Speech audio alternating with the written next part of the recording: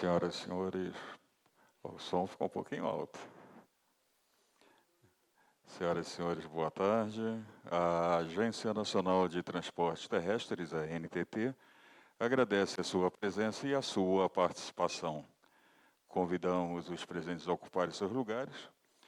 Iniciamos esta sessão que está prevista pela Audiência Pública 009-2024, a ANTT, de acordo com a deliberação 477, de 21 de novembro de 2024, e considerando também o disposto na Resolução 6.020, de 20 de julho de 2023, que dispõe sobre o instrumento do processo de participação e controle social no âmbito da ANTT.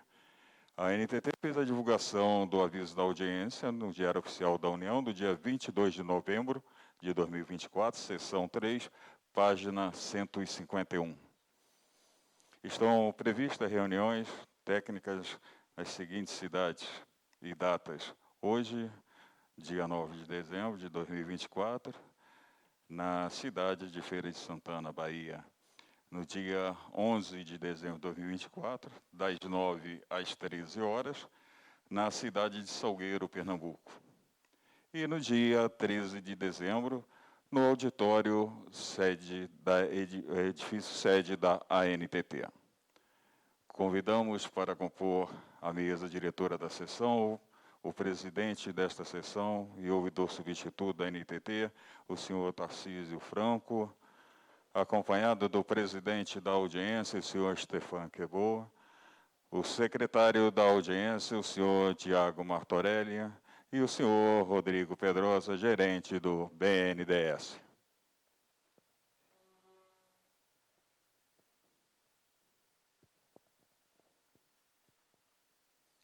Senhores, podem sentar. Com a palavra, o presidente da sessão e ouvidor substituto da NTT. Com a palavra. Senhoras e senhores, boa tarde.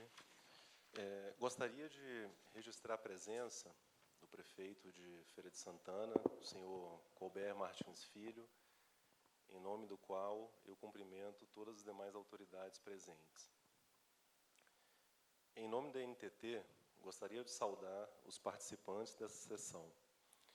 Declaro aberta esta sessão, prevista pela audiência pública número 009/2024, com o objetivo de tornar público, colher sugestões e contribuições às minutas de edital e contrato, ao Programa de Exploração da Rodovia e aos estudos de viabilidade técnica, econômica e ambiental, que visa a concessão para exploração do lote rodoviário composto pela rodovia BR-116, Bahia, Pernambuco, em uma extensão total de 502 quilômetros. Meu nome é Tarcísio Franco, sou ouvidor substituto da NTT e fui designado como presidente dessa sessão para instalar este ato público. Registro de informações. As informações específicas sobre a matéria, bem como as orientações acerca dos procedimentos relacionados à realização e participação na sessão da audiência, estarão disponíveis a partir do dia 22 de novembro de 2024, na íntegra, no sítio https://www.gov.br ANTT/PT/BR Participação Social, Audiência Pública número 9/2024. Informações e esclarecimentos adicionais poderão ser obtidos pelo endereço de e-mail ap009_2024@antt.gov.br. Esta sessão está sendo filmada e ficará disponível no canal ANTT no YouTube. Período de contribuições escritas por meio do Sistema de Participação Pública da ANTT, participante, é do dia 29 de novembro de 2024 até às 18 horas do dia 12 de janeiro de 2025, horário de Brasília. Não serão recebidas contribuições por escrito durante as sessões presenciais. Da forma de participação. O direito de manifestação oral, durante a sessão presencial, está condicionado ao credenciamento prévio do interessado.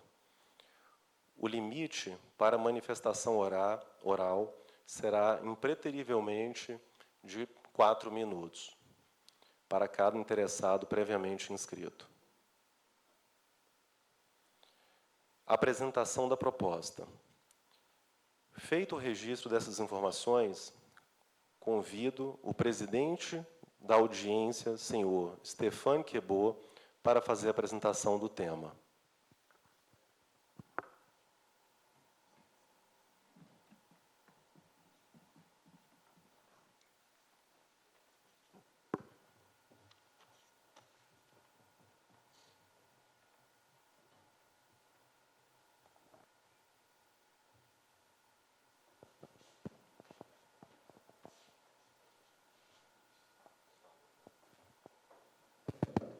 Boa tarde a todos.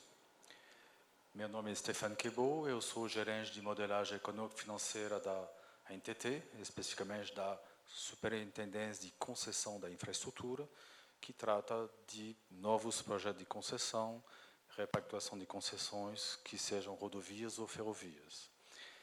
Estamos aqui, gente, para apresentar para você o projeto que a gente chama de Rota dos Sertões, que, na verdade, contempla as rodovias 116, 324, entre Bahia e Pernambuco.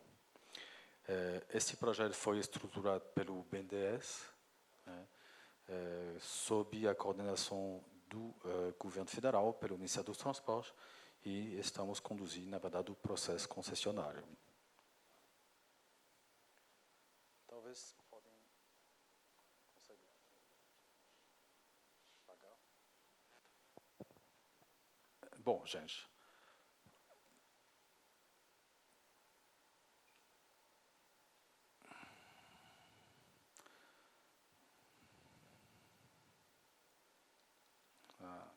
Desculpa, tinha passado aqui.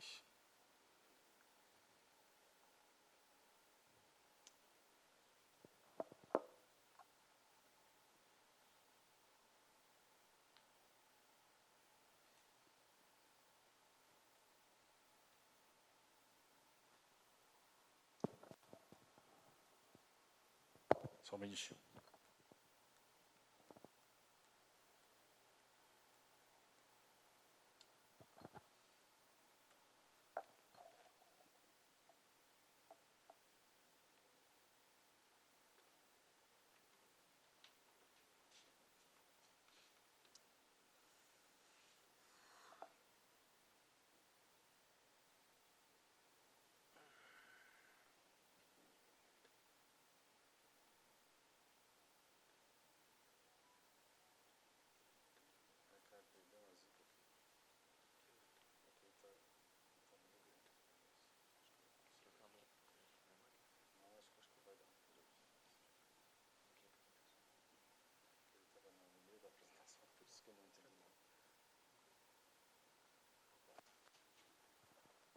Desculpa, pequeno problema técnico.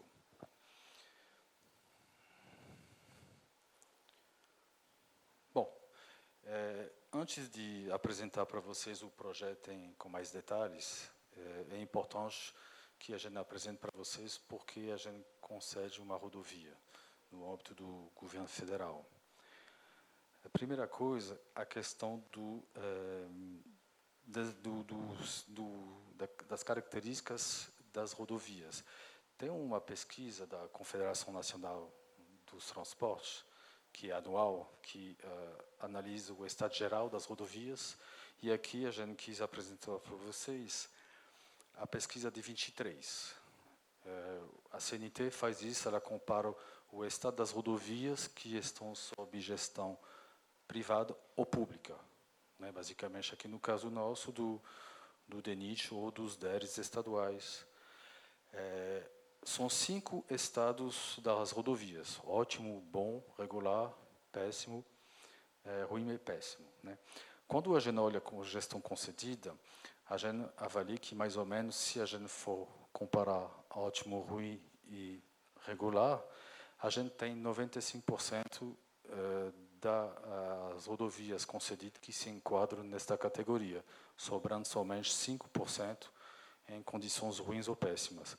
Já a gestão pública, isso infelizmente devido a uma questão de recurso, não tem a mesma chance, né? Ela fica, no que tange ao ótimo, bom e regular, a cerca de 2/3 das rodovias em termos de extensão, mas 1/3 ainda consta como ruim ou péssimo. Então, esse é um primeiro dos motivos pelos quais a gente concede uma rodovia para permitir que a rodovia esteja em melhores condições para os usuários. Um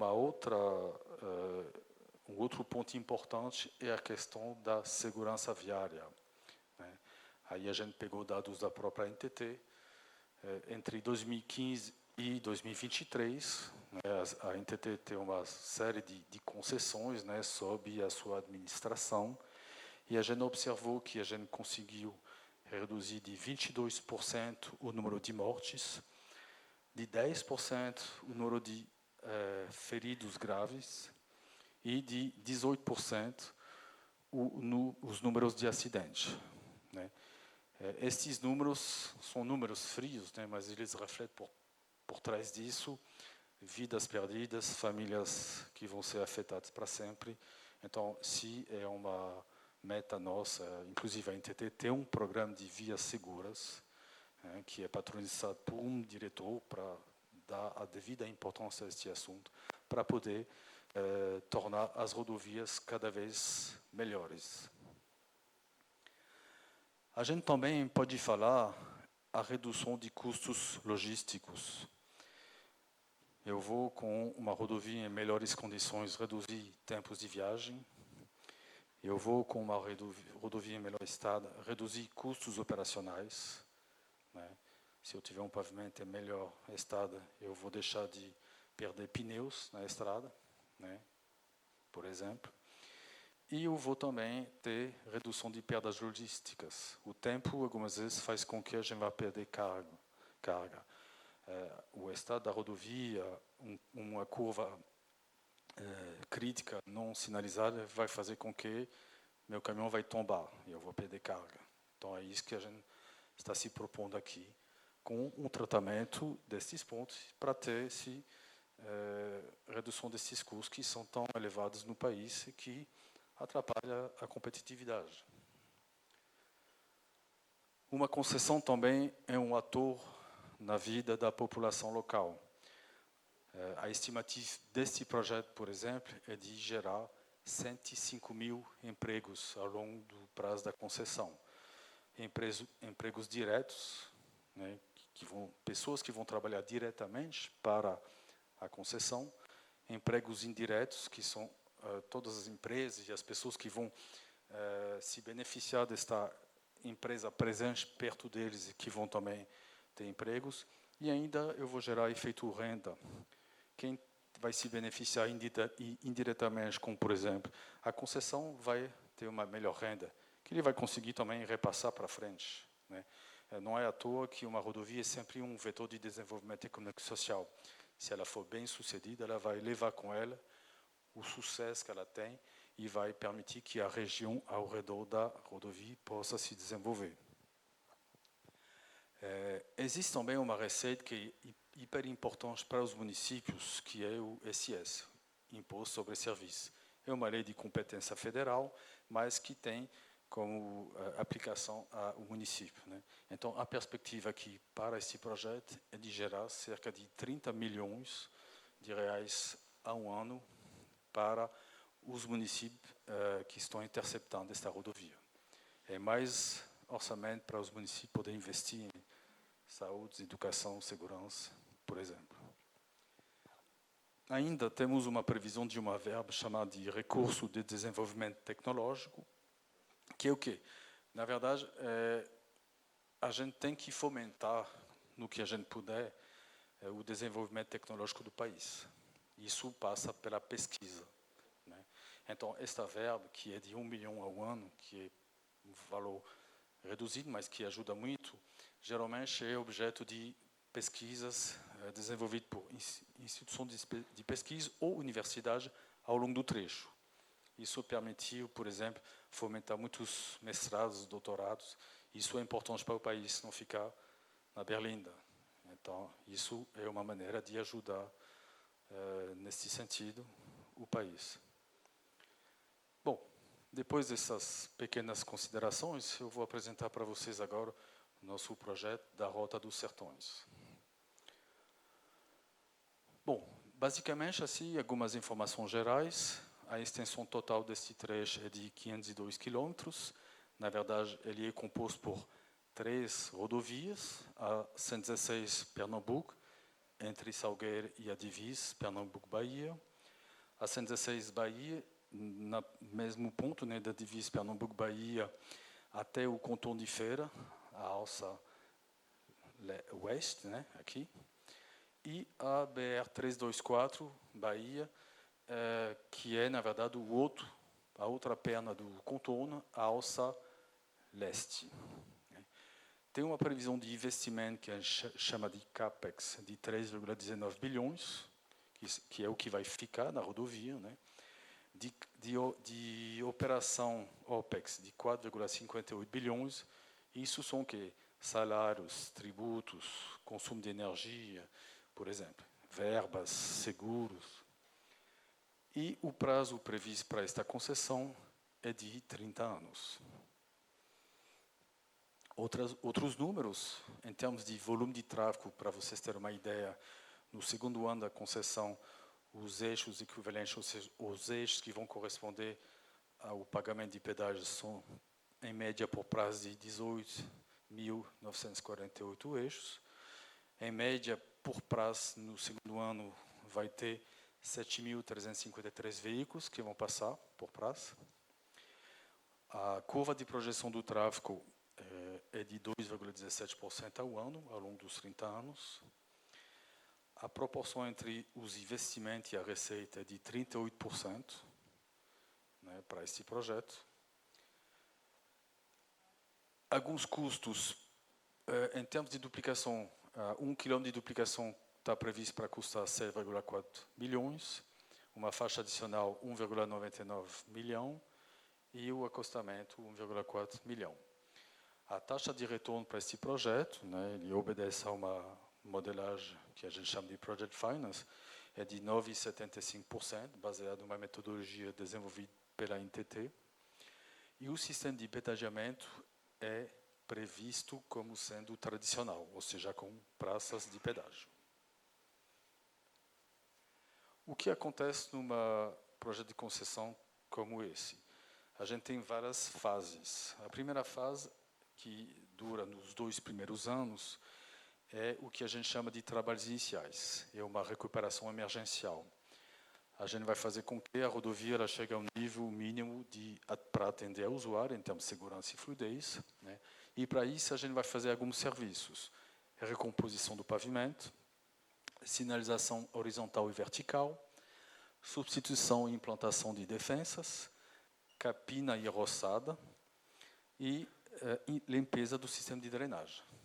Uma vez passada esta fase, a gente passa por uma fase chamada de recuperação, do 3º ao 8º ano.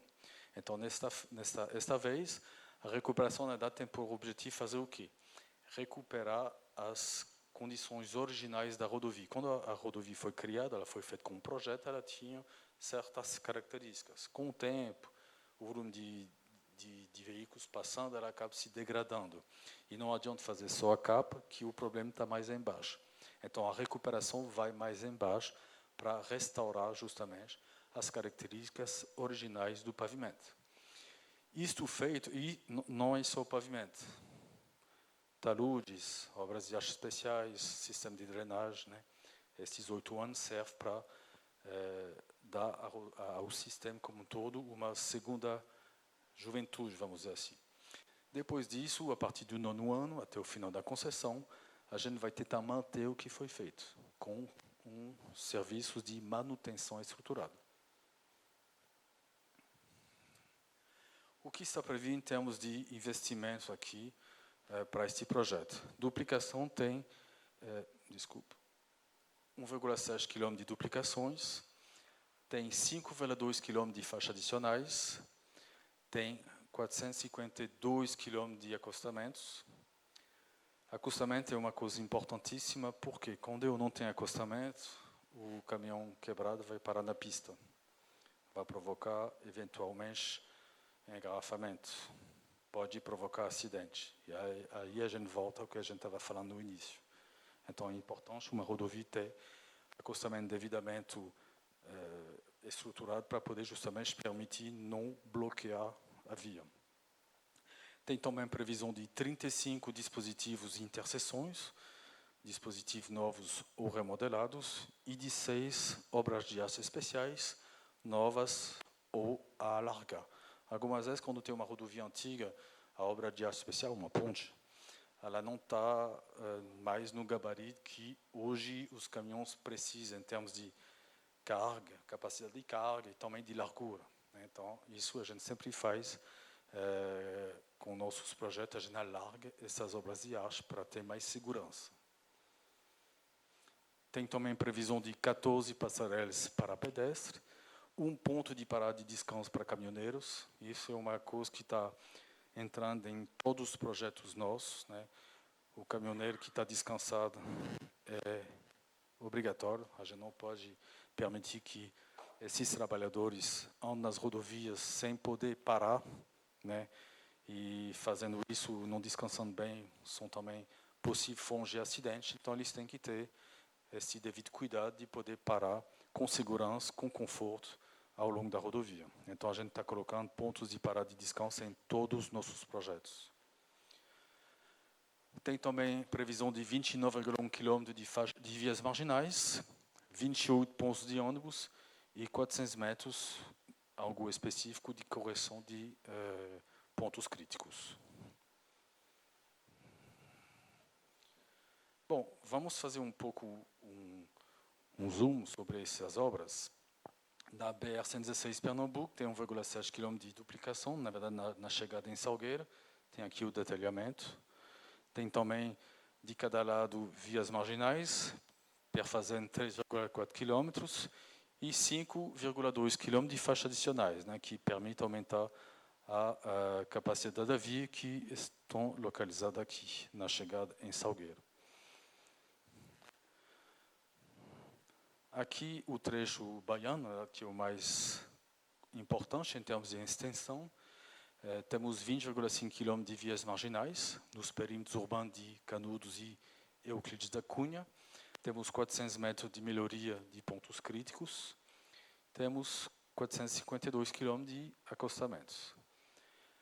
E, no caso da 324 Bahia, tem também 5 km de vias marginais.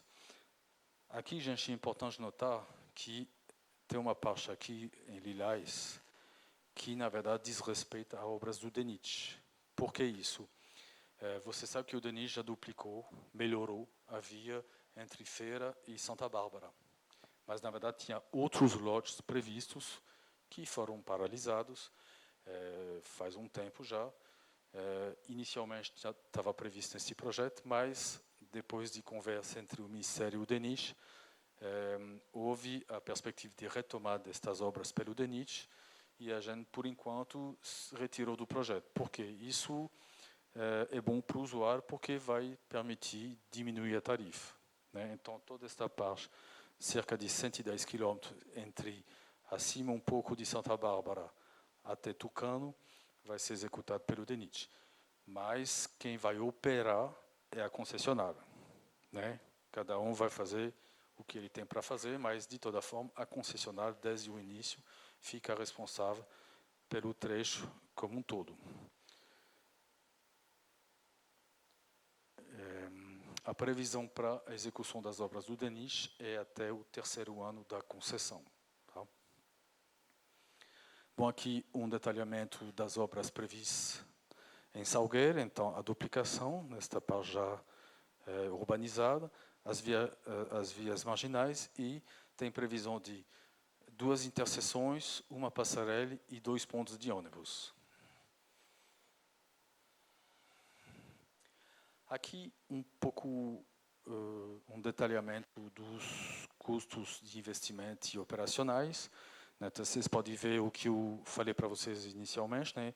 A questão dos trabalhos iniciais está prevista em 145 milhões para esta rodovia, 267 milhões para a recuperação e depois cerca de 891 milhões para a manutenção. Depois a gente tem 1,24 bilhão previsto para as ampliações previstas nesse projeto, né? Depois o resto é mais diverso, né? Cabe aqui comentar a presença de custos para a gestão socioambiental. Isso também é um ponto muito forte para a gente dedica nossos projetos a parte importante em termos de socioambiental, né, para inserir nosso projeto, né, no ambiente o melhor possível. Em termos de custos operacionais, a gente tem a conserva. A conserva, na verdade, é o quê? É o dia a dia no sistema rodoviário. Abrir um buraco, uma panela, eu vou lá com uma equipe de conserva e eu vou tampar logo para justamente não provocar o acidente, não virar algo muito maior. Então, isso é o dia a dia e, para isso, está previsto 1,11 bilhão ao longo dos 30 anos. Depois, a maior parte vai consistir em sistemas de operação, que, na verdade, é o funcionamento da concessão como um todo, de um valor de 2,49 bilhões. Isso aqui, gente, é o quê? É o fluxo de caixa do projeto. Não interessa tanto o detalhamento técnico, mas o que é importante que vocês entendam é o seguinte: esta parte em azul claro é a questão de obras de ampliação e melhorias, ou seja, a concessionária vai ter que fazer estas obras entre os terceiro e sétimo ano. Por que ela não começa o primeiro ano? Porque estas obras serão objeto primeiro de licença, que ela tem que tirar, que demora um tempinho, e de projetos que ela tem que apresentar para a NTT da não objeção. Então, isso demora, em média, uns 30 meses. Então, por isso que a gente sempre coloca as obras de ampliação e melhorias no terceiro ano. Mas, desde o início, como eu expliquei para vocês, ela vai atuar na rodovia para os serviços de trabalhos iniciais e de operação.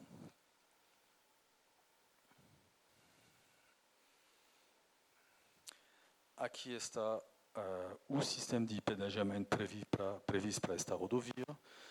A tarifa prevista neste projeto é de um pouco menos de 9 centavos por quilômetro para um veículo de passeio, que faz com que as 5 praças tenham, então, uma praça em Feira, uma outra praça em Teofilândia, uma terceira praça em Quijingue, a quarta praça em Borochó e a última praça em Cabrobó.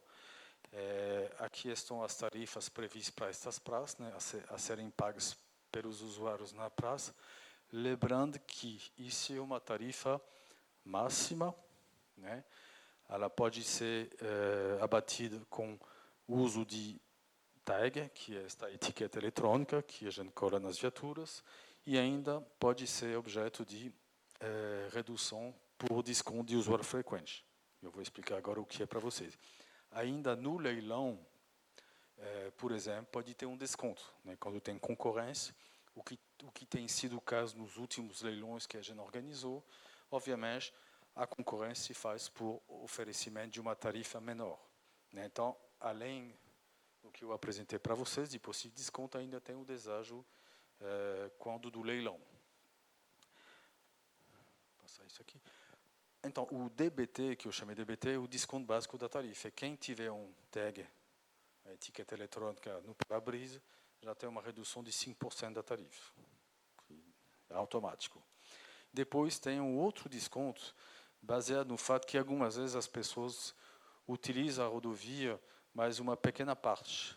Então, elas pagam uma tarifa cheia, mas embora utilizem uma pequena fração da rodovia. Então, isso era meio injusto em termos de justiça tarifária. Então, isso vem de fora, até já existe nos Estados Unidos, África do Sul, é um desconto que justamente considera qual é a viagem média dessas pessoas ao longo da rodovia. Então, vamos supor, tem uma praça, tem uma entrada logo antes da praça e uma saída logo depois. A pessoa que vai entrar e sair nessas entradas e saídas, ela realmente vai utilizar muito pouco da rodovia. Então, ela vai ter um desconto na tarifa ao longo do tempo. Então, se for verificado que tem muitas pessoas nesta situação, nesta praça, o desconto de usuário frequente vai ser maior. Isso vai ser ao longo das 30 passagens que ela pode fazer durante o mês, na mesma praça, mesmo sentido. Então, ela vai pagar uma primeira vez X, no dia seguinte, X menos uma coisa, e por aí vai até a 30ª passagem, que a tarifa vai ter reduzido bastante. Algumas vezes chega a redução de até 80%, por exemplo. Né? Então, é significativo. Né? E aí, depois, no mês seguinte, volta a tarifa normal e diminui de novo. Então, isso ajuda as pessoas que fazem o que a gente chama de trajetos pendulares, né? Trabalho, casa, faculdade, que vão e vêm com frequência, que podem se beneficiar deste desconto de usuário frequente. Eu falei para vocês de operação, então a operação é o que? A gente tem um centro de controle operacional, que é meio que o centro nervoso da concessão, que vai concentrar todas as informações que vão vir da rodovia, que seja pelas equipes de atendimento, pelo sistema de CFTV, circuito fechado de TV. Ele não está presente ao longo de todo o trecho, mas de uma parte do trecho. Temos também a previsão de... Então, desculpa, este CCO, uma vez que ele recebe a informação, ele dá comando. Teve um acidente no quilômetro 200. Vai mandar uma ambulância, por exemplo. Né? Tem também um posto de pesagem veicular fixo, uma balança. Tem sistema de análise de tráfego, que permite saber a qualquer momento o que passa na rodovia em termos de volume de veículos. Por que isso? Aumentou demais o volume de veículos, vai ter que ampliar a rodovia. Então, é esse sistema, o SAT, que vai permitir saber disso.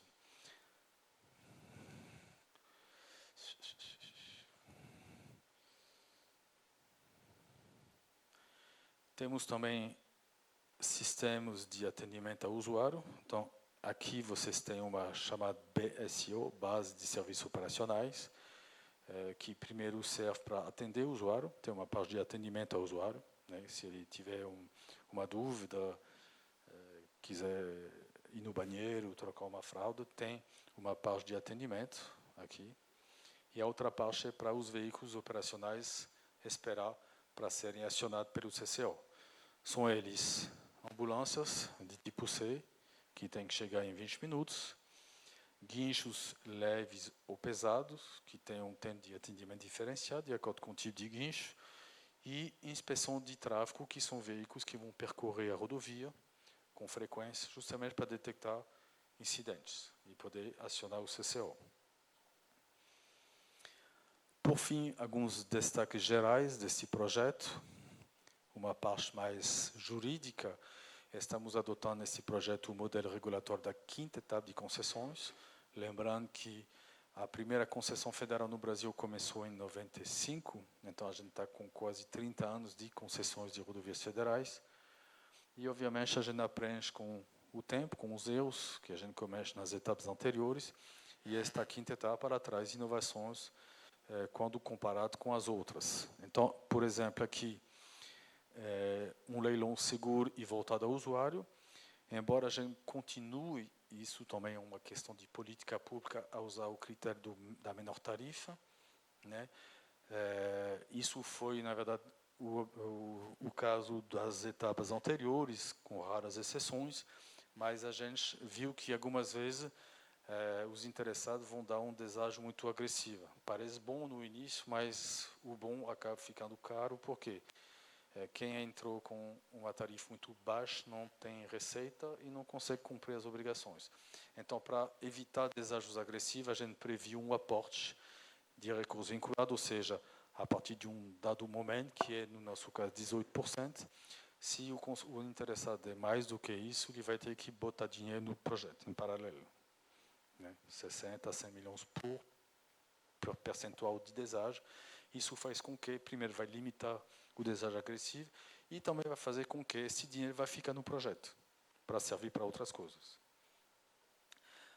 A gente também que é estabilidade tarifária nos nossos projetos. Tem alguns projetos que têm uma oscilação da tarifa. Isso é ruim, porque o usuário não entende, não consegue se programar, porque a tarifa oscila. Então, o que a gente faz? A gente, primeiro, como eu falei, tem recurso vinculado que vem quando a gente faz o leilão, mas tem recurso vinculado que vem também o tempo todo, ao longo do prazo da concessão, e que vão ser utilizados para fazer o quê? Teve um desequilíbrio do contrato, eu vou usar esse dinheiro para não mexer com a tarifa. Teve inclusão de investimentos, eu vou, por exemplo, usar esses recursos, né? Então, isso faz com que a tarifa fique mais constante e mais esperada, né, pelos usuários. Tem fatores que são fatores de gestão contratual, de acréscimo, de reequilíbrio, de decréscimo, enfim. Também a gente utiliza esses fatores em cima dos recursos vinculados para evitar que ele seja acionado na tarifa e para evitar, portanto, também esta oscilação.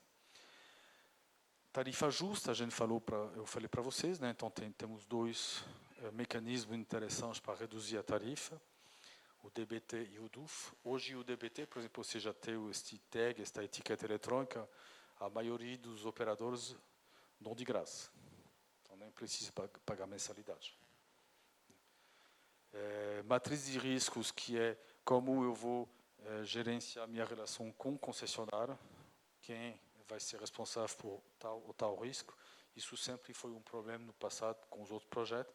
Então, a gente tentou desenhar uma matriz de risco equilibrada, né, alocar o risco de forma equilibrada, para proteger o projeto, mas criar incentivo para que o contrato seja cumprido. Isso é primordial para a gente quer contratos cumpridos. Temos também alguns mecanismos que podem ajudar a atrair mais interessados no projeto. Quem diz mais interessado diz mais competição. Isso é bom para o usuário, nas condições que eu já expliquei. Então, temos mecanismos facultativos, que são a proteção cambial, que é o quê? O concessionário pode querer fazer um financiamento fora. O financiamento fora é mais em conta, mas tem o problema do câmbio, que flutua. Então, ele tem a opção, se ele quiser, a mais ou a menos, pode ser a favor dele ou não, dependendo do momento, mas de acionar um mecanismo de proteção cambial. Tem também um mecanismo que protege o risco da variação do preço dos insumos. Ultimamente, depois da pandemia, teve uma oscilação muito grande do valor dos insumos asfálticos, por exemplo. Isso gerou muita preocupação neste setor. Então, a gente ofereceu um risco, um mecanismo que gerencia, que mitiga este risco. Obviamente, também ele é simétrico, ou seja, ele vale para o concessionário ou para o governo, dependendo de como vai oscilar. Isso também é facultativo. Um risco um mecanismo que é obrigatório é o mecanismo do risco de demanda, que é o quê? Quando eu faço o estudo, eu vou prever um certo risco de demanda. Mas a demanda pode não ser essa que eu imaginei. Até porque a gente não é o dono da verdade, a gente não controla as condições econômicas do país e a demanda, por exemplo, pode variar. Então, se ela variar a mais, ou seja, se tiver muito mais demanda do que a gente estimou, isso vai voltar por parte para o usuário, porque o concessionário está ganhando mais. Então, ele vai ter que devolver uma parte para o governo, para a tarifa. Ao contrário, se a demanda for menor, isso é um risco para o projeto ter um problema de cumprimento contratual. Então, aí, nesse caso, a gente vai ajudar o concessionário. Então, isso permite uma maior segurança para ambas as partes. A gente quer qualidade dos projetos e das obras, isso é importante. Só que, obviamente, quando tem obras assim em vários pontos da concessão, é sempre mais complicado acompanhar. Isso se faz cada vez mais, mundialmente falando, é ter projetos certificados. Eu pego uma empresa independente que vai fazer isso para mim, ou seja, pegar os projetos, dizer que eles estão conforme as normas, acompanhar as obras, dizer que elas estão sendo executadas conforme as normas. Isso vai me trazer qualidade para minhas obras e também, por exemplo, para acompanhar como deve ser, por exemplo, a qualidade do pavimento. Isso vai ser feito por essa empresa independente. Tá? quando faço a regulação de contrato desse, eu posso pegar meu chicote e bater, né? Não funciona sempre bem. Na verdade, o que funciona bem com o privado é a regulação por incentivo. Então, a gente colocou mecanismos no contrato que permitem incentivar ele a cumprir o contrato. E para fazer isso, eu tenho formas, por exemplo, ele cumprir um contrato, eu posso fazer com que ele vai poder reduzir o capital social dele, que é um dinheiro parado para ele. A gente exige, quando ele vai entrar no 3T, X milhões de capital social, mas é um dinheiro que ele não pode mexer, né? Então, por exemplo, fazendo isso, eu vou incentivá-lo fortemente a performar para poder justamente recuperar, né, esse dinheiro. Tem também um mecanismo chamado de reclassificação, que é uma novidade recente, né, nos nossos projetos, que consiste em fazer o seguinte: antigamente, quando eu fazia um projeto, eu considerava todas as obras. E eu fazia uma tarifa média, como se ele já tivesse feito essas obras. Mas, na verdade, isso não funcionava. Então, agora a gente vai considerar um acréscimo da tarifa, uma reclassificação, se ele fizer a obra. Se ele não fizer, ele não ganha. Também isso é um forte incentivo, né? Então, isso também agora faz parte dos nossos contratos. Eu falei para vocês mais cedo, né? A gente tem imenso cuidado com a sustentabilidade ambiental, né? Então, a gente exige o atendimento a parâmetros socioambientais que foram definidos pelo IFC, que é a branche, o grupo técnico do Banco Mundial, né? O International Finance Corporation, que desenvolveu muitos projetos para o governo federal e que é a segurança que a gente vai atender as populações vulneráveis, que a gente vai ter o cuidado devido com as condições ambientais dos locais afetados por obras, por exemplo, né? Também, nos nossos projetos, a gente pede que tenha o programa Carbono Zero, e as concessionárias estão respondendo bem a isso, né? Implantando, por exemplo, placas solares nas praças, utilizando carros híbridos. É uma coisa que está acontecendo e, enfim, fazendo nossa parte para poder tornar o ambiente mais descarbonizado.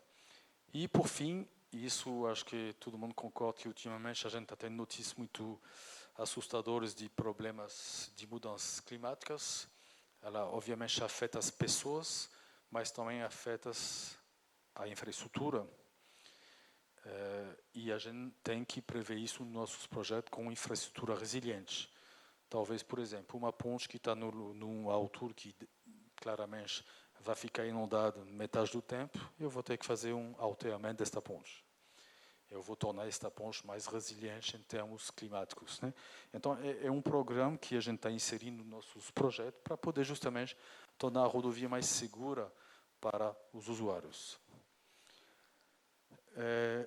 Outra coisa, a gente tem, quando a gente faz a gestão contratual, a forma mais normal de tratar de uma discórdia com a concessionária seria via judicial, mas a gente sabe que não é a mais célere, então a gente está colocando no contrato outros mecanismos para ter mais celeridade quando se trata de resolver controvérsias. Tem, obviamente, algo conhecido já, que é arbitragem, mas tem também outros mecanismos até mais leves do que a arbitragem, dispute board, por exemplo, que permite resolver de forma muito mais rápida e mais simples, menos custosa, problemas que a gente teria com a concessionária. Por fim, free flow, para quem sabe o que é a promessa de não ter mais praças de pedágio, mas sim um simples pórtico, onde, passando com o veículo por baixo desse pórtico e contendo esta etiqueta eletrônica, a gente paga o pedágio sem parar. Isso é o primeiro motivo, né? Parar numa praça gera problemas de emissão de poluentes, principalmente para os veículos comerciais, gera problemas de segurança. É muito frequente ter acidentes de moto, por exemplo, nas praças, porque tem um cruzamento quando a gente chega na praça. Então, isso é evitável, né, eu diria. E o free flow tem outra característica, que quando ele for devidamente implantado, a gente vai poder botar mais pórticos, porque são uma estrutura mais barata, e começar a ter uma justiça tarifária ainda maior, porque eu vou botar mais portos pagando menos. Mas aí eu vou conseguir fazer com que esses casos que eu tinha citado para vocês sejam dispensáveis, né, de ter que utilizar a rodovia por uma distância pequena. Então, hoje, como eu expliquei para vocês, o sistema foi previsto para ser o sistema tradicional de pedagiamento, com praças físicas, mas estamos finalizando na NTT clausulado justamente para permitir que um novo entrante no novo projeto possa dizer, não, eu não vou instalar praça, eu vou instalar um pórtico free flow. Né? É claro que a gente tem que fazer isso com os devidos cuidados, né? Porque uma praça tem uma barreira, uma cancela, um pórtico não tem nada. Então, se eu não tomar cuidado, as pessoas vão achar que não tem que pagar e aí gera um problema para a gestão contratual. Né? Tem também um outro mecanismo, eu expliquei para vocês a questão da reclassificação, né? Ou seja, se o cara não executar a obra, ele não recebe o incentivo. Mas algumas vezes a culpa não é dele, ele tinha previsto isso e não recebendo essa receita, isso a gente observou muito nos outros projetos de concessão que a gente tem administrado. A gente acha que é fácil para a concessionária e não receber receita sem fazer nada, mas é um problema para eles. Por quê? Porque ele acaba afetando a saúde financeira deles, eles começam a não cumprir mais o contrato. Aí a gente já sabe o que acontece, é uma ciranda sem fim que a gente quer evitar. Então, por exemplo, aqui a gente permite que a parte da receita que ele não conseguia oferir, né, se ele atrasou numa obra, ele consiga recuperar por parte. Então, de toda forma, eu não quero punir o concessionário, eu quero que ele consiga executar o contrato. Isso é nossa obrigação, né, de conseguir fazer que ele cumpra o contrato. Por isso, este mecanismo. Penalidades, elas têm que constar no contrato, de toda forma. Ele assinou um contrato para cumpri-lo, então ele tem que cumprir. Se ele não cumprir, o que vai acontecer com ele? Ele vai ter penalidades. O problema das penalidades é que, se elas não forem bem pensadas, desenhadas, elas acabam sendo inócuas. Né? Então, a penalidade ela tem que ser efetiva para doer. E para doer, ela tem que ser reformulada. Foi o nosso intuito nessa quinta etapa, né? Com uma listagem objetiva das penalidades aplicáveis, valores de multas proporcionais aos descumprimentos contratuais, né? Não cobrar uma multa de 1 milhão porque uma placa está suja, por exemplo. Isso existia antes, e não fazia o menor sentido. Né? E critérios claros e limites para a contagem de multas moratórias. Né? E, por fim, outras inovações, quando a gente quer se desfazer da concessionária, porque ela não está cumprindo o que a gente contratou, regras claras para as hipóteses de extinção antecipada. Né? Como eu faço para que a concessionária saia? Geralmente eu vou, por exemplo, se ela fez obras, eu vou dever dinheiro para ela. Como eu vou precificar isso? Então, é isso que é importante para justamente não gerar depois processos judiciais que ficam infinitos. Né? E, por fim, previsão de acordo direto com os financiadores. Algumas vezes a concessionária está mal das pernas, mas o financiador pode ajudar, até porque ele está interessado, porque justamente ele financiou esta empresa. Então, ele tem todo o interesse que o contrato seja cumprido. Então, a gente facilitou essa relação com o financiador. O financiador, se tiver justamente esta perspectiva, ele pode entrar na concessão de forma temporária para ajudar a concessão a voltar a cumprir o contrato. Bom, gente, isso é o que a gente queria apresentar para vocês em termos do projeto da Rota dos Sertões. Vamos falar um pouco de prazos, para vocês entenderem exatamente o que a gente está fazendo. A gente abriu, portanto, esta audiência pública número 9, recentemente. Estamos numa fase de apresentação do projeto, tanto para a sociedade, mas também divulgando os estudos. Então, vocês têm no site da NTT todos os estudos, minuta de edital, de contrato, de programa de exploração da rodovia, que é aquele caderno de obrigações, o que ela vai ter que fazer ao longo do prazo do contrato. E a gente está na fase de receber as contribuições, até o dia 12 de janeiro. contribua, por favor, é importante para a gente melhorar o projeto. Vocês, melhor do que a gente, algumas vezes conhecem as especificidades do local e podem ajudar a gente. A gente não é dono da verdade, então isso é extremamente importante para a gente. Uma vez terminado este período de contribuições, vamos fazer o nosso dever de casa, recolher todas as contribuições, analisá-las, ver o que dá para acatar ou não, né? E a gente vai ajustar o projeto. Feito isso, a diretoria colegiada da NTT aprova o relatório da audiência pública e a gente pode encaminhar o plano de outorga, que é um resumo executivo deste projeto, para o Ministério dos Transportes. Aprovando o plano de outorga, a gente pode encaminhar esses estudos para o Tribunal de Contas da União, que é o órgão federal que vai validar o que a gente chama de projeto de desestatização. Então, ele vai ter um novo olhar sobre o projeto, questionar a gente, fazer com que a gente tenha que ajustar, né, o que é bom, sempre melhorando, né. A previsão de aprovação pelo TCU é o terceiro trimestre de 25, né, e a previsão da publicação do edital, o quarto trimestre de 25. Depois, ocorre o leilão, né, previsto para o trimestre seguinte, primeiro trimestre de 26, e, por fim, o início da concessão está previsto para o quarto trimestre de 26. É um processo demorado, mas vocês viram que ele tem várias etapas para sempre tentar melhorar o projeto. Então, é isso, gente. Aqui está nosso QR Code, se vocês quiserem mais informações sobre o projeto. Tem um mapa, tem a localização das obras, das edificações, valores. Então, aproveito, ele está no ar. É isso. Obrigado.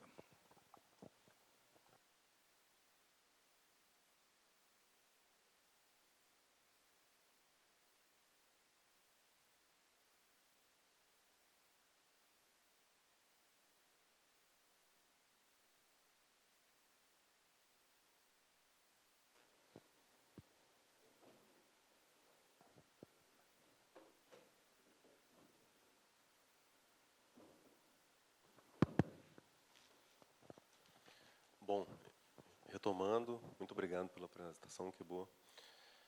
Chamada dos inscritos para manifestação oral. Vamos iniciar a chamada dos participantes inscritos para manifestação oral presencial. O tempo será, como informado anteriormente, de 4 minutos para cada inscrito. Sendo assim, gostaria de chamar o primeiro inscrito. Senhor Colbert Martins Filho, nosso prefeito de Feira de Santana. Por favor.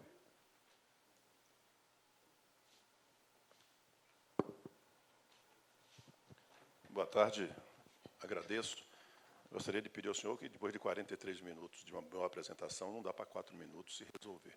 Então, nós vamos ter que ter um pouco mais de tempo para nós podermos absorver muito do que foi colocado aí e transformar isso realmente numa boa audiência pública.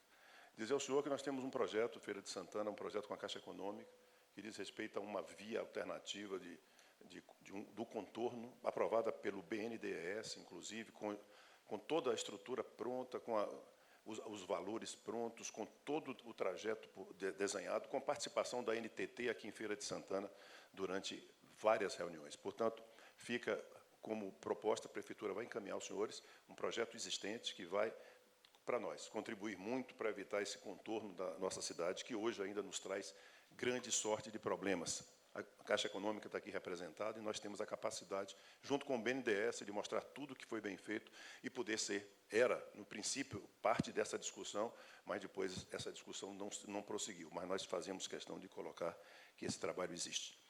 Nós vimos aí também uma colocação com relação à participação do DENIT. 60% do tráfego está na praças 1 e 2, são praças próximas de Feira de Santana. O CCO não está em Feira de Santana, o CCO está em Santa Bárbara. Nós temos 30 quilômetros até Santa Bárbara, dos quais nós temos 20 de distância. 2 quilômetros depois, em Santa Bárbara, está colocado um CCO, quando Feira de Santana é a área que tem maior quantidade de demanda de tráfego, principalmente de caminhões. Aquele local onde vai ficar o descanso dos motoristas está em Euclides da Cunha. Não está em feira, lugar que é o lugar que tem maior frequência do uso desses tipos de caminhões e de pessoas que passam por aqui e descansam muito mais nessa cidade do que lá em Euclides da Cunha também. As obras, a municipalização do nosso contorno é necessário que aconteça, desde quando nós temos a alternativa do novo contorno que possa ser com ele planejado e com essa estrutura nossa de feira transformada efetivamente num contorno efetivamente do nosso município. Nós temos, e nós vimos aí várias mostras que o Stephanie, o técnico Stephanie colocou exatamente, as obras previstas mais importantes ali são 400 quilômetros de acostamento. 432 dos 502 quilômetros são obras de acostamento. Então, entendemos como obras necessárias, mas o que nós queremos e eu conheço bem essa rodovia, porque já transito por ela há muito tempo, nós queremos uma rodovia mais ampla e muito mais duplicada. Só tem duplicação de 1 km e 700 metros em Salgueiro. O mais é a velha estrada construída há mais de 50 anos, que nós já conhecemos qual é, ainda até Fortaleza. Então, o que nós temos é 400 quilômetros de acostamento feito, né, e o DENIT fazendo uma parte deles, para poder haver redução. Esse conflito com o DENIT é um conflito antigo. É um conflito velho, antigo, e não dá para funcionar. Conflito uma ação específica que eu entendo da NTT, fui deputado durante 12 anos, conheço muito essas ações que estão sendo colocadas. Junto com o DENIT, que tem uma função completamente diversa, uma função muito mais amarrada, conheço o DENIT, conheço o DNR, conheço essa estrutura. Vocês estão num nível de avanço grande. Agora, na hora que amarra com o DENIT, não funciona bem um, nem funciona bem o outro. Portanto, acho que é necessário se rever esse conflito que está acontecendo aí agora.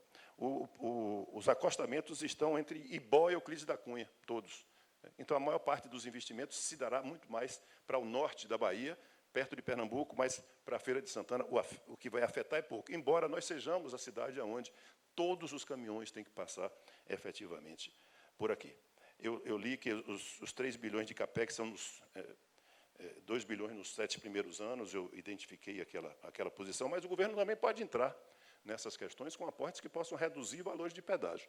Eu acho que jogar valor de pedágio para ficar o tempo inteiro, como ficou para o público, vai acontecer como na Bahia. Aqui na Bahia, os pedágios da Bahia, no domingo, a gente paga o dobro. São R$ 7,00 lá na Estrada do Coco, domingo é R$ 13,00. Aí funciona, e funciona bem há um bom tempo. Metendo a mão no bolso, no dia de domingo, que é o dia de feriado, onde tem mais gente, aí está equilibrado esse contrato até hoje. Aliás, ele foi vendido há pouco tempo aqui atrás, mais uma vez. Essa questão do CCO é importante que ele possa vir aqui para a feira. É necessário que nós tenhamos um orçamento bem mais claro. Eu não sei exatamente a quantidade de orçamento que tem aí hoje, mas não tem orçamento no Brasil aprovado até 2025. Não existe. Acabei de falar hoje, inclusive, com o relator do orçamento, senador Ângelo Coronel. Não tem orçamento pronto, não tem LDO aprovado até hoje. Nós estamos a 10 dias do recesso. Que dia é hoje? 9. Nós estamos a 10 dias do recesso, não tem nada pronto. Então, esse calendário de 2025, eu não sei quando ele vai começar.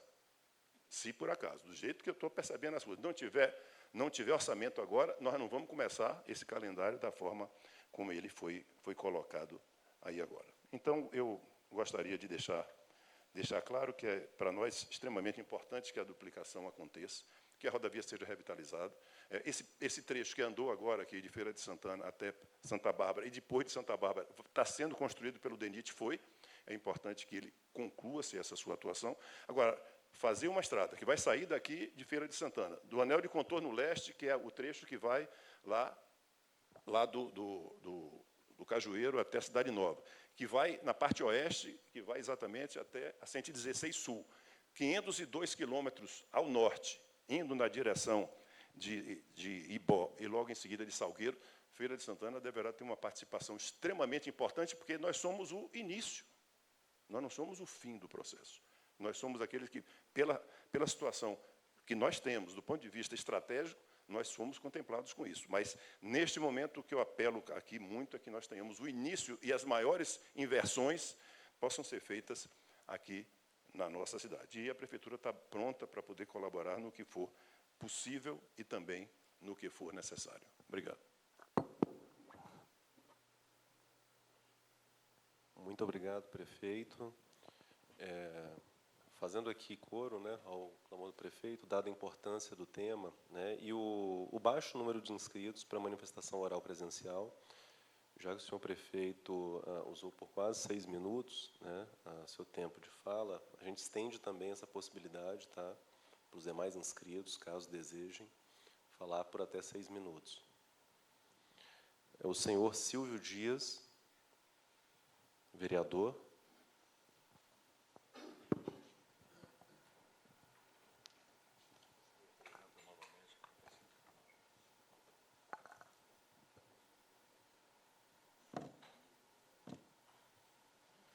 Boa tarde a todos os presentes.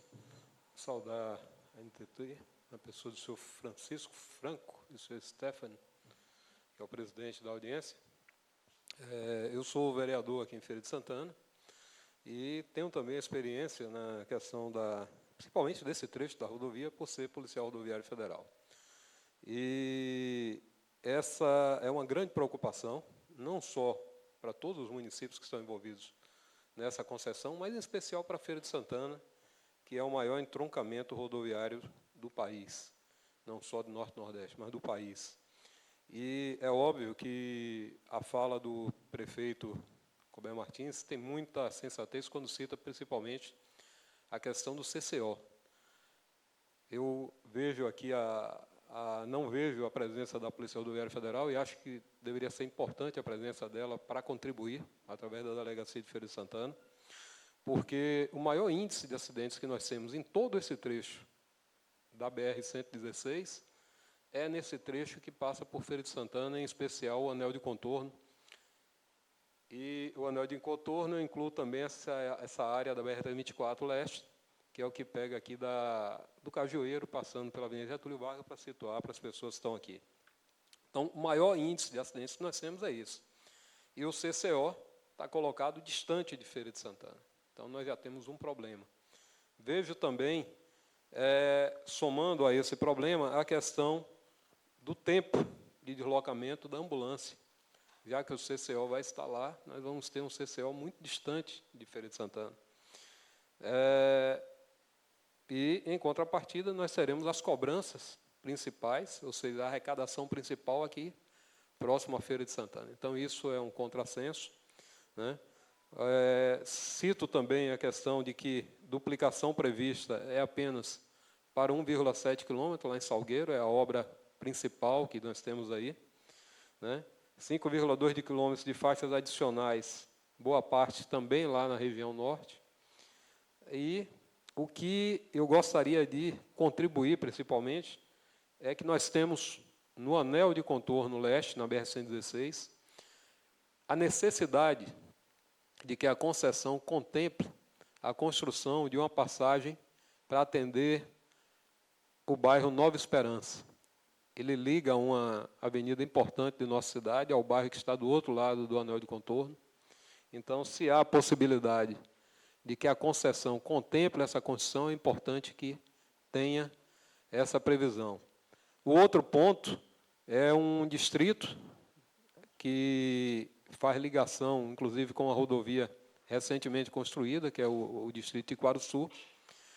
É necessário que seja construída ali também uma passagem subterrânea para dar acesso a essa nova estrada, que ela vai ligar a uma BA, ligando outros 2 municípios próximos da Feira de Santana, que é Irará e Santanópolis. Então, é importante que ali você tenha uma saída da rodovia para acessar de forma subterrânea. E ainda o distrito de Maria Quitéria, que é o distrito, talvez, o segundo distrito mais importante do nosso município, em termos de população, e precisa também dessa passagem. Então, essa é a nossa contribuição. Digo que é importante que essas revisões elas sejam feitas constantemente, porque foi um dos problemas que nós vimos aqui na Via Bahia. Não foram feitas as revisões quinquenais e isso causou um descompasso entre o que foi contratado e o que foi executado. Muitas multas foram aplicadas, mas essas multas acabaram, na verdade, não podendo ser cobradas efetivamente, porque também o governo não fazia a sua parte, né, que eram as revisões. Então, essa saída hoje de romper o contrato com a Via Bahia é em parte, causada por esse descompasso. E isso, já tratando dessa questão, tendo em vista que a ANTT é responsável pelo contrato também da Via Bahia, dizer que nos causa muita preocupação como haverá, a partir de 2025, o funcionamento dessas rodovias sem a concessão da Via Bahia. Eu digo que hoje a BR-324 e a BR-116, com certeza, registram os maiores números de atendimentos de acidentes por parte da Polícia Rodoviária Federal, e me preocupa saber que, sem a Via Bahia, policiais rodoviários federais, inclusive, que nunca trabalharam sem o apoio da Via Bahia, muitos ingressaram na PRF a partir de 2019, quase 30% do nosso efetivo, vão ter que lidar com uma situação nova, que é a rodovia sem o apoio de guincho, sem o apoio de atendimento. Nós fizemos todo um planejamento ao longo desses 14 anos, onde a Polícia Rodoviária passou a trabalhar mais o operacional policial, o operacional, digamos assim, do registro do acidente, mas não do atendimento efetivo, como acontecia no passado. Então, é bom que a ANTT se preocupe com esse aspecto e não deixe que haja rompimento, né, nessa concessão, eu digo não ficar descoberta a concessão, que se seja feito um contrato ou com a própria Via Bahia ou com outra, mas que não haja descontinuidade nesse processo de concessão nessa região. Muito obrigado, essa é a nossa contribuição. Muito obrigado a todos.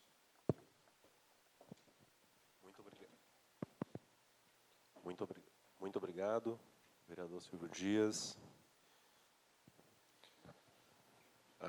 Chamo agora o próximo inscrito, o senhor Valdemir da Silva, também vereador.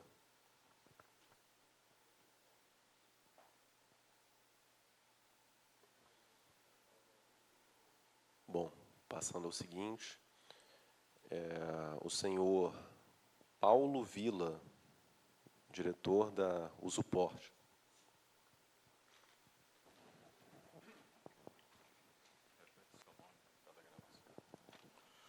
Boa tarde, meu nome é Paulo Vila, sou diretor da Associação de Usuários dos Portos da Bahia, Usuporte, constituída há 20 anos, e nós representamos os interesses das empresas que utilizam os modais aquaviário, ferroviário, rodoviário para transportar suas cargas. É com o propósito de contribuir para o aprimoramento da concessão da BR-116 Norte que estamos. Então, meus cumprimentos aos membros da mesa, na pessoa do Tarcísio Franco, ao prefeito Colbert Martins, vereadores e demais presentes. Bom rever amigos aqui, como Alfredo Falcão. Então, uma satisfação grande. Bom, para o dono da carga, um dos fatores mais importantes na rodovia é a segurança. Então, acidentes e mortes não podem ocorrer. Assim, queremos observar aspectos de engenharia, especificamente as normas de interseção rodoviárias, que estão sendo adotadas no projeto a ser concedido. O Manual de Interseções do DENIT, datado de 2005 e ainda em vigor, os raios de curvas, larguras de faixa de tráfego, acessos, etc., foram dimensionados para veículos de comprimento máximo de 19,80 metros. Embora esta norma não conste nas referências técnicas normativas dessa proposta, mas está implícita. Sucede que, a partir de 2006, o CONTRAN liberou o trânsito de veículos até 30 metros, e isso não foi considerado. Assim, a geometria da rodovia deve ser 100% dimensionada para o trânsito de veículos de carga com 30 metros de comprimento. A BR-116 é uma das mais importantes rodovias do país, onde o trânsito de veículos de carga é superior a 60%, sendo a cada dia crescente o número de veículos com 30 metros de comprimento. Portanto, a adoção de modelo de engenharia e de normas obsoletas será uma certeza de elevado nível de risco de acidentes, o que seria uma imposição inaceitável aos usuários. A ANTT não deve assumir a responsabilidade de firmar um contrato nestas condições, nem mesmo a concessionária, uma vez que o usuário tende a responsabilizar sempre a concessionária pelos acidentes. E aí é uma questão de norma. Observamos nos documentos também a definição de velocidade em acessos mais importantes serem reduzidas para apenas 30 km por hora, quando deveriam guardar compatibilidade com a velocidade diretriz da rodovia. Para evitar riscos de acidentes, reduzir a velocidade, seja de 80 ou 100 km, para 30 km por hora, impõe risco aos usuários e não podemos concordar com o critério adotado. Mais uma vez, a geometria necessita ser redefinida. Postos de pedágio e de pesagem devem ser eliminados e serem adotados sistemas modernos, como já se processa em muitas rodovias brasileiras, e até citado aqui também. A NTT garantiria, ou indagação, a NTT garantiria que a largura da faixa de tráfego de 3,60 metros é tecnicamente adequada para receber veículos de 30 metros de comprimento? Esta é uma questão de engenharia que precisa ser discutida nacionalmente. A interseção das rodovias BR-116 com a BR-235, diante dos fluxos existentes de ambas, já deve contemplar viaduto com trevo para a construção dentro dos primeiros 5 anos. Já as travessias urbanas devem ser projetadas no modelo 100% segregado ou ser adotado o contorno urbano. Em 2023, o DENIT registrou 23 acidentes para cada 100 quilômetros nesta rodovia, com um total de 33 mortes.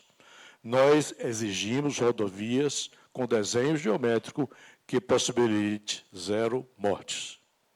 E esta é a razão das nossas contribuições. Nos documentos apresentados, ficamos com a impressão que o projeto foi desenvolvido com espelho retrovisor, e a Bahia e Pernambuco merecem uma rodovia projetada para o futuro. Portanto, a Usuporte solicita a necessária revisão dos projetos de engenharia, com a adoção de normas técnicas devidamente atualizadas e parâmetros modernos de segurança e velocidade, com novos cálculos econômicos financeiros para garantir a prestação de serviço adequado aos seus usuários durante os próximos 30 anos. Muito obrigado. Muito obrigado, senhor Paulo Vila. Bom, pelos registros aqui dos inscritos, né, nós chegamos ao final da lista dos participantes inscritos para a manifestação oral presencial. Eu gostaria de saber se mais alguém presente, né, nesta audiência teria interesse em se manifestar, fazer uso da palavra no púlpito. Ninguém? Perfeito. Então, passamos às considerações finais. Eu gostaria de saber se o senhor Rodrigo Pedrosa gostaria de fazer uso da palavra. Primeiramente, citar aqui e agradecer o apoio que a gente obteve, o BNDES obteve, do consórcio da Anateste, Manesco, Ramírez, advogados, na estruturação do projeto. A da Anateste Engenharia é uma empresa que já tem um histórico de projetos desenvolvidos e apoio ao setor de rodovias já largo aqui pelo país. A Manesco também, acho que dispensa apresentações, foram fundamentais aqui na construção do projeto, nas discussões ocorridas, inclusive, me vale aqui da presença do prefeito para saudar todos os demais aqui presentes na audiência, fazendo menção no sentido de que houve, de fato, né, tal como informado pelo prefeito, discussões ocorridas a respeito de premissas e escopo do projeto com a prefeitura e demais partes interessadas.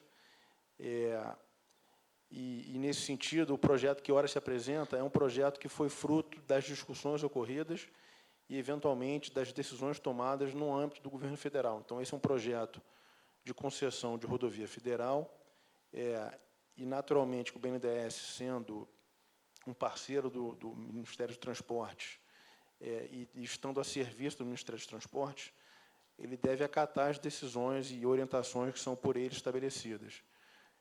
Então, para além das orientações, acho que também vale mencionar aqui que o projeto também se vale de um histórico e de todo um regramento que tem sido observado pela ANTT nas concessões federais.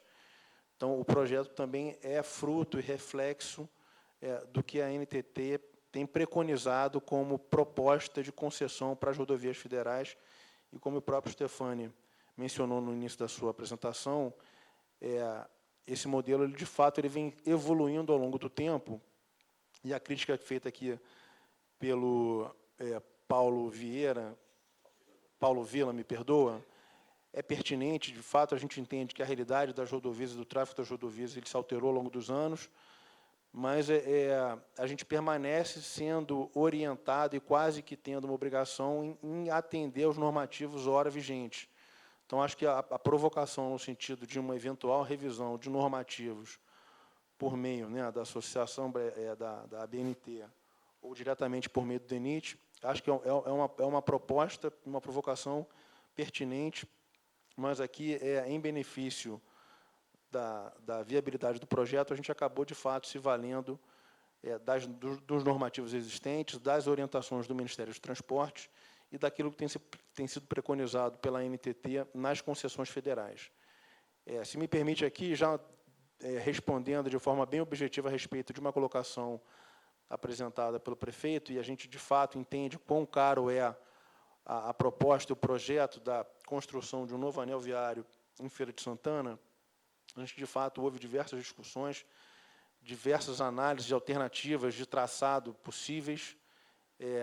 Houve reuniões ocorridas com o Ministério dos Transportes, com a Prefeitura, com o Governo da Bahia, e, de fato, ao fim e ao cabo, o Ministério decidiu que, nesse momento, considerar a previsão de uma implantação de um novo contorno em Feira, uma obra, nos termos setoriais, uma obra greenfield, do zero, encareceria por demais o projeto e traria, por consequência, impacto relevante no nível tarifário de pedágio a ser cobrado dos usuários.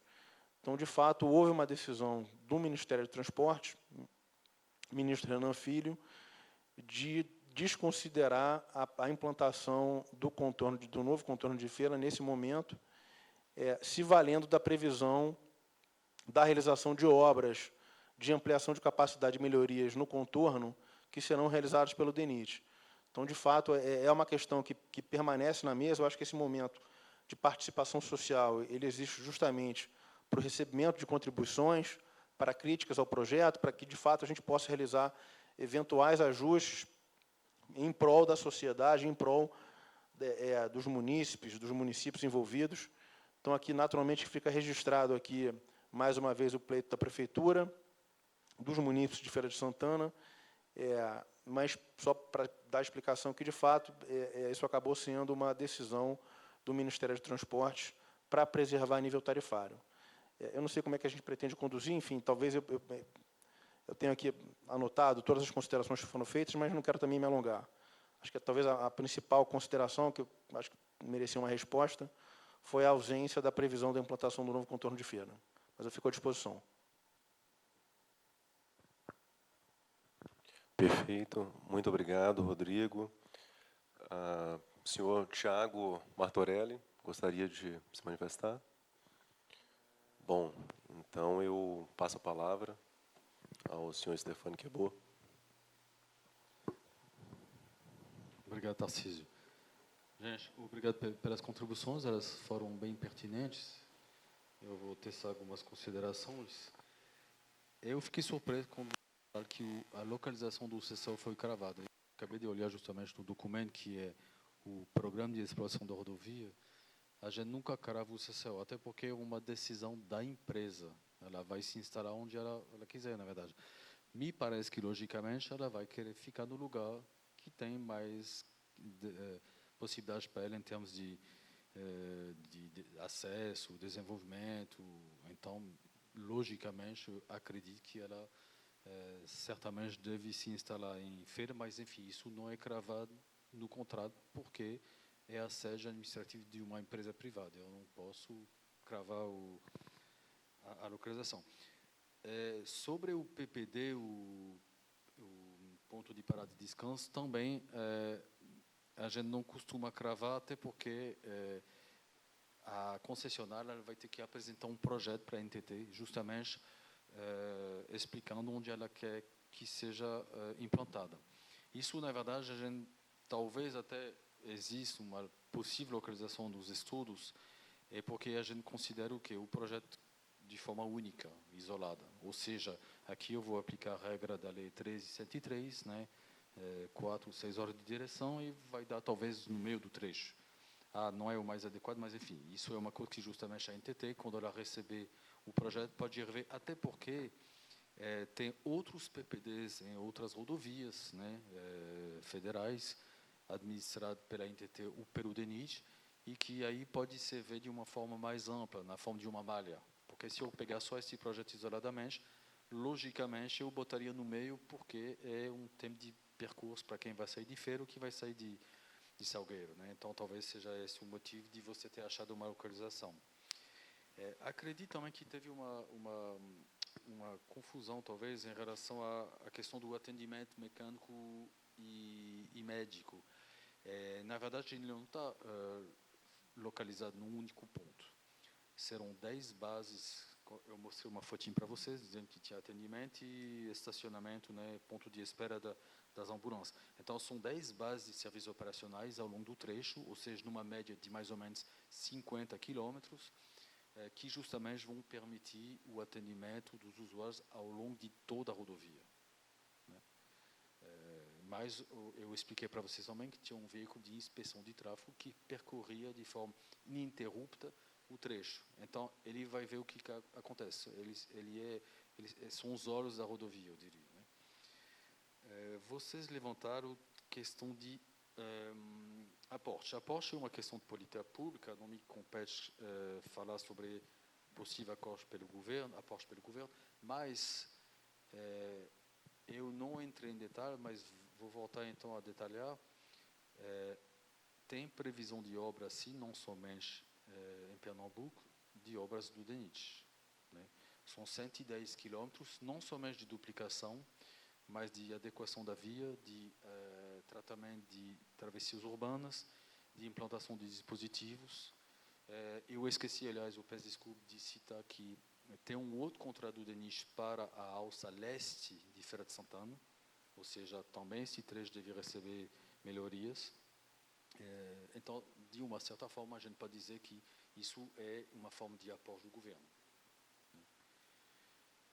Uma outra coisa que eu queria falar para vocês é o seguinte, desculpa.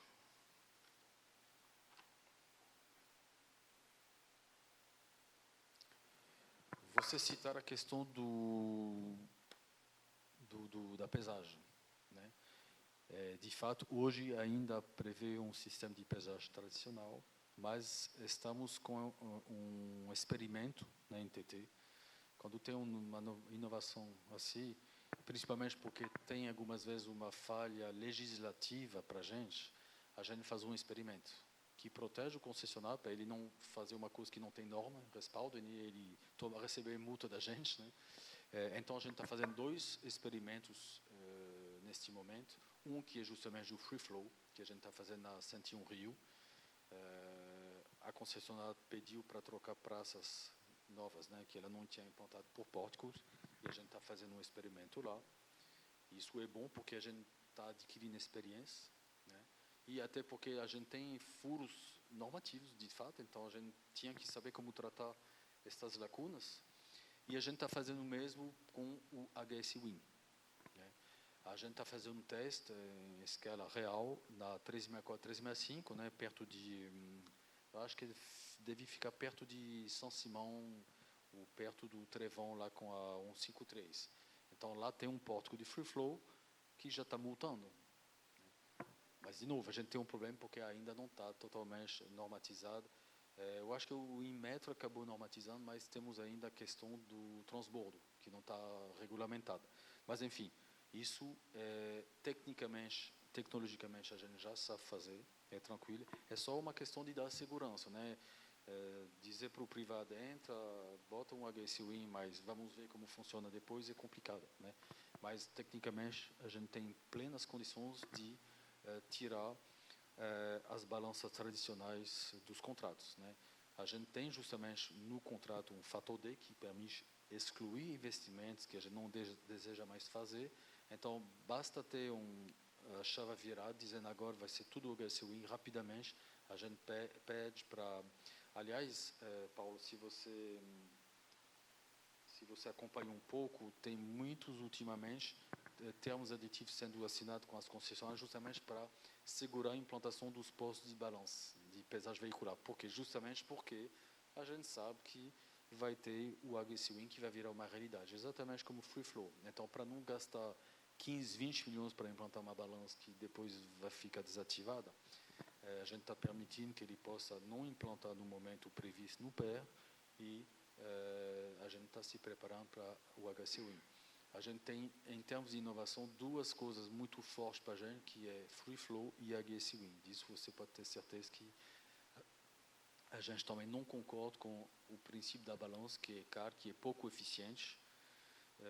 Então, a gente está fazendo de tudo para mudar isso. Sobre a questão do atendimento da não descontinuidade do projeto na Via Bahia, embora não seja objeto da concessão desta reunião, mas estamos cientes, né, da importância do atendimento quando uma concessão termina, né? Já aconteceu em outras oportunidades, a gente sabe qual é o impacto que isso tem, que quer ou não o usuário está acostumado a ser atendido, isso salva a vida, né? A gente vai fazer de tudo para justamente não ter esta descontinuidade. Novos estudos estão sendo realizados e a gente tem a perspectiva que a gente possa virar esta página. Obrigado.